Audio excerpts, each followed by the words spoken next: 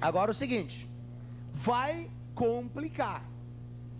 Porque agora, bem nesse cantinho aqui, ó, nós vamos estudar o ciclo reprodutivo das angiospermas.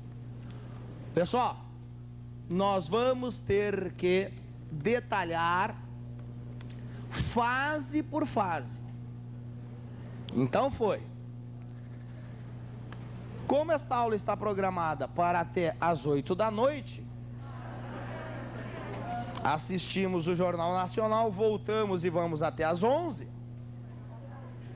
Não temos preocupação com o tempo. Primeira fase, ó, chama-se polinização. Segunda fase, chama-se fixação do grão de pólen. Terceira fase, chama-se crescimento do tubo polínico. Quarta fase, a mais importante para a prova, extremamente perigosa, fecundação. Cuidado com ela, é a que mais aparece em prova. Quinta fase, que é o objetivo de todas as outras. Qual é? Formação de quem? Do fruto e da semente. Que você sabe que essa expressão está errada, então vamos corrigi-la. Formação de quem? Do pericarpo, que vem da parede do ovário, mais quem? Mais a semente, que em conjunto constitui quem? O fruto. Então a função da quinta fase é formação do fruto. Muito bem. Começamos com a primeira.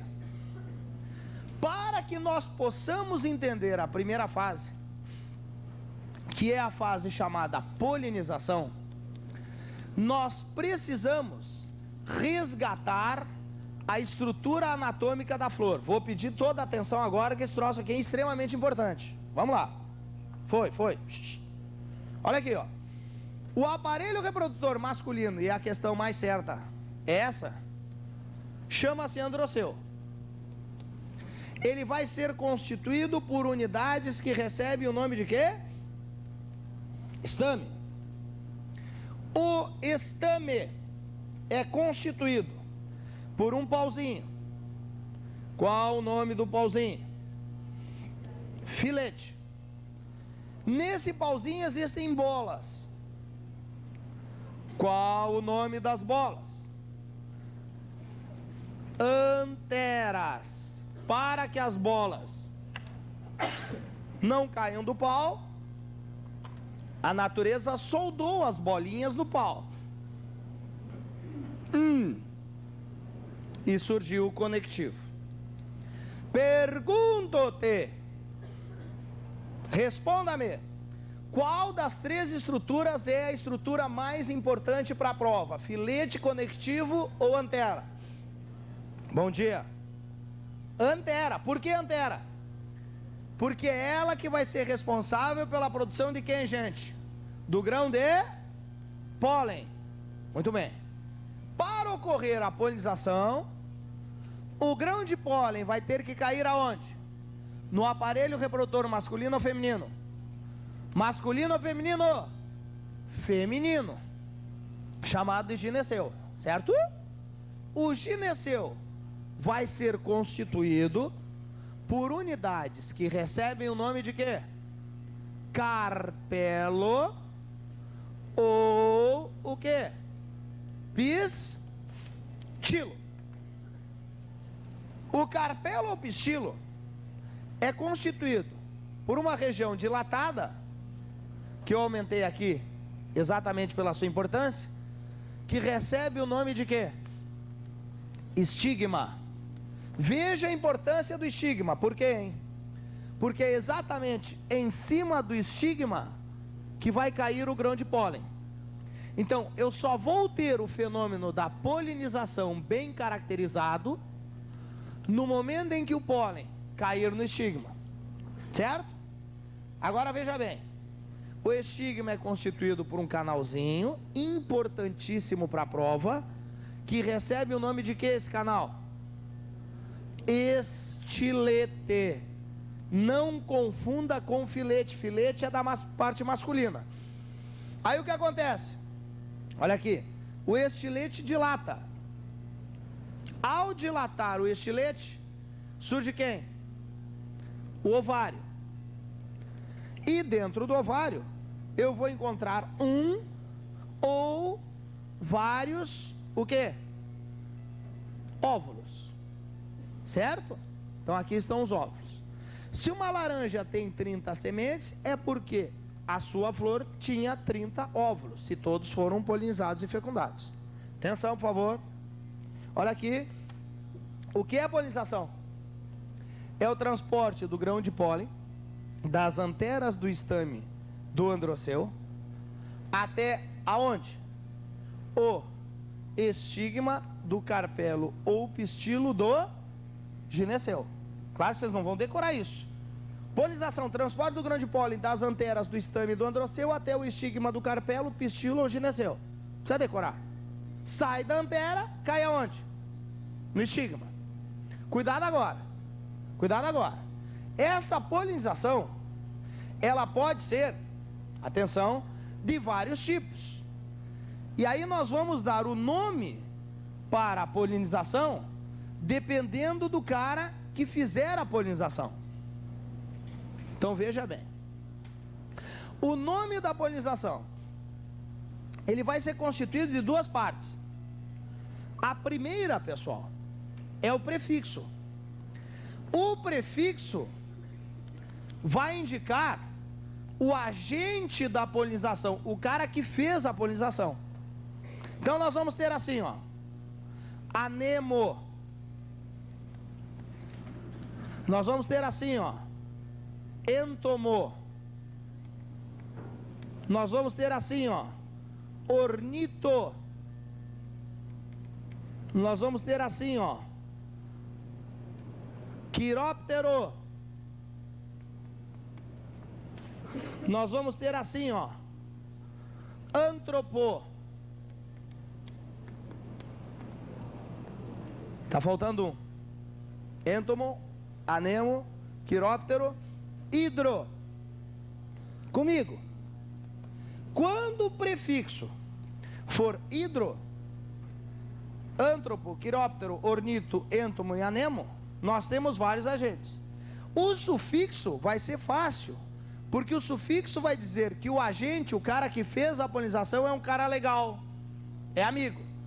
Então o sufixo vai ser sempre o mesmo. Qual é o mesmo? Ou será filia, ou será fila. Então vamos lá. Olha aqui, magrão. Anemofilia ou anemófila é a polinização que quem faz é o vento. Entomofilia ou entomófila é a polinização feita por um inseto, abelha, vespa, borboleta. Ornitofilia ou ornitófila, por uma o quê? Ave. Quiropterofilia ou quiropterófila, por um o quê? Morcego. Antropofilia ou antropófila, por um o quê? Homem. E hidrofilia ou hidrófila, pela água. Tá? Quando eu cito a polinização quiropterófila, as pessoas ficam um pouco assustadas, porque aquela nossa ideia de morcego é sempre um animal hematófago que se alimenta de sangue, não é isso? Mas não, ele pode ser frugívoro, comer frutos, nectarívoro, comer néctar, ou hematófago, chupar sangue. Olhe bem, 45% da Amazônia, que é a maior floresta equatorial do planeta Terra, 45% da maior floresta do planeta Terra, a Amazônia, é polinizada pelos morcegos. 45% da Amazônia não existiria se não fossem os morcegos. Então perceba a importância dessa polinização, que num primeiro momento a gente acha que é rara, e não é tão rara não. Agora atenção, por favor. Olha aqui, ó. Dependendo do agente, gente, A polinização vai ter características especiais. Vem comigo. Olha aqui, ó. Se a polinização for anemófila, nós vamos ter duas características importantes. Primeira, o número de grãos de pólen deve ser grande, certo? E o estigma da flor tem que ser o quê? Largo, certo? Segunda característica: se a polinização for feita por uma ave ornitófila ou por um inseto entomófila, essa polinização deve aparecer na flor o quê? Flores com pétalas coloridas, certo? E ainda a presença de nectário. O que o nectário vai produzir? Já está dizendo, néctar, né? Com odor e gosto agradável. Então, se a flor for polinizada por uma ave ou for polinizada por um inseto, ela deve ter pétalas coloridas e nectário para atrair o polinizador. O nectário produz o néctar, substância de gosto e odor agradável, altamente nutritivo. Se a polinização for feita por morcegos, for quiropterófila, pergunto-te, adianta ter pétalas coloridas, sim ou não? Boa tarde. Não. Por quê? Porque morcego não enxerga. Logo, se a polinização for feita por um morcego, ela tem que ser uma polinização que vai aparecer em plantas com grande quantidade de nectário, que vai produzir grande quantidade de néctar, que vai atrair uma grande quantidade de morcegos. Agora atenção, por favor. Quando o homem for agente da polinização, como é que eu vou chamar a polinização? Antropófila ou artificial. Qual é o maior antropófilo da história da humanidade? Monge beneditino, que devido ao celibato, ao voto de castidade, não poder manter relações sexuais, supria suas carências sexuais cruzando ervilhinhas. Quem? Gregor Mendel. Sim ou não? Mendel não é o polinizador humano, portanto antropófilo, mais famoso da história da humanidade? Claro que sim, tanto é que ele construiu as bases para a genética. Certo? Muito bem. Agora vamos lá. Fase 2. Essa é fácil e rápida. Na fase 2, o que vai acontecer, gurias? Fixação do grão de pólen. Tá? Pergunta número 1. Para iniciar essa fase. Onde cai o grão de pólen? No aparelho reprodutor masculino ou feminino? Feminino. No estame ou no carpelo? No carpelo. No estame ou no pistilo? No pistilo. Que parte do carpelo ou do pistilo aparece e cai o grão de pólen? No estigma. Cuidado agora. O que o estigma usa para fixação do grão de pólen? Mucilagem. Uma substância melequenta grudenta. Quando o grão de pólen cai aqui, ó, ele cai, gruda numa substância melequenta grudenta, vomitenta. Esta substância grudenta, melequenta, vomitenta é a participação do estigma no processo de fixação. Ocorrida a fixação, o que eu tenho? O pólen também participa. Por quê? Porque na parede do pólen, que chama-se xina, existem ganchos que fixam o grão de pólen. Então a parede celular do grão de pólen, chamada exina, ajuda na fixação. Muito bem. Para entender a próxima etapa, que é a etapa do crescimento do tubo polínico, nós precisamos abrir o pólen. Ao abri-lo, eu vou me dar conta que o pólen é uma célula vegetal. O óvulo não. O óvulo é um conjunto de células. Isso é perigoso para a prova. Enquanto o pólen é uma célula, o óvulo é um conjunto de células. Vamos lá? Então vamos lá. Se o grão de pólen é uma célula, o que ele tem que ter? Todas as características que uma célula apresenta. Quais? Todas as células apresentam membrana citoplasmática.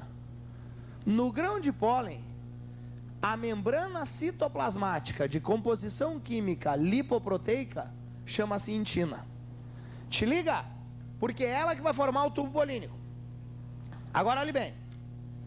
Por fora, já que eu estou falando de uma célula vegetal, vamos. Quem aparece aqui? Ligeiro. Hein? Vamos trabalhar? Quem?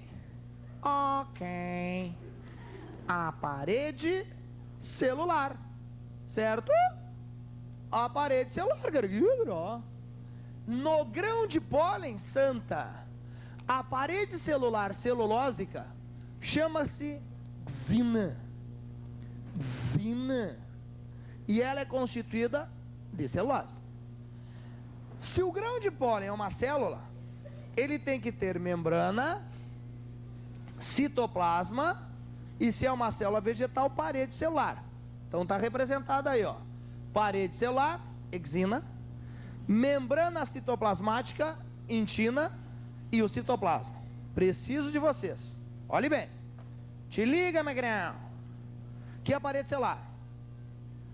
Veja que a parede celular falhou. Onde a parede celular falha, eu só tenho intina e surge um poro. Poro tem acento? Há 3 semanas da prova, vocês não sabem se poro tem acento. Poro tem acento? Palavras iniciadas por pó, terminadas em ró, com R no meio, não levam acento em nenhum dos os. Sim ou não? Sim. Tá, muito bem. Então vamos lá. Quantos núcleos apresentam um grão de pólen? 2. O micronúcleo, que é o pequenininho, bom de festa, por isso que é o reprodutivo, e o grandão, bobalhão, que não faz nada. Certo? Olhe bem. O micronúcleo, que é chamado de festivo, ou reprodutivo, e o macronúcleo, que é o chamado vegetativo. Macronúcleo, que é o núcleo grande, também chamado de vegetativo, e o micronúcleo, que é o reprodutivo. Agora atenção, você está tendo uma noção bem precisa da estrutura do grão de pólen, tá? Essa estrutura do grão de pólen que você está tendo, a visão bem precisa, vai nos permitir entender a terceira etapa. Quem é a terceira etapa? Crescimento do tubo polínico. Para entender a terceira etapa, nós precisamos falar em um conteúdo trabalhado pelo Miltinho, que se chama osmose. Quando o Miltinho deu osmose, o Miltinho disse assim: na osmose, a água sai da onde?